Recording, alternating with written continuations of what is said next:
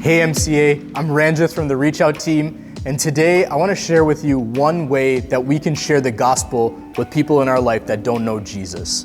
Now, sharing the gospel can be one of the most daunting tasks that we have as Christians, but it's also the most important task that we have. Now, this method that I'm going to show you today, again, is one of many ways that you can use. This one in particular, we've used at Campus Church over at the University of Toronto and have found such great success with. I want you to take a second to think of a family member, a friend, coworker, or even a classmate that you would want to share the gospel with. Got them in mind? All right, let's go. This method of sharing the gospel is called the 3 circles gospel presentation, and it starts with brokenness. We're all born into a world that is broken. We see brokenness all around us. We see it through violence, through fighting, through wars, disease, even in pandemics. We also see brokenness in our personal lives, our relationships, within our own communities, and even within ourselves we can see brokenness. But that's not the way that God designed the world.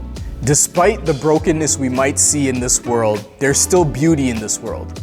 We can see that in the beauty of nature or the beauty of children laughing. There's still beauty in this world, and that's because when God designed the world, He designed it to be perfect. There was no brokenness at all. God designed the world so that we were going to be at peace with each other and with Him. And it lasted that way for a while before we created the brokenness that entered this world, and that happened through sin. We left God's design and entered into brokenness because of sin. Sin is essentially when we choose to be the boss of our own life, when we choose to live life our way and outside of God's design. Sin is essentially when we think that we can live life without God. Because of sin, we live a life that's broken. But in pursuit of getting out of this brokenness, we try so many things that this world has to offer to get out of brokenness. Some people self-medicate themselves. Some people turn to the things of the world.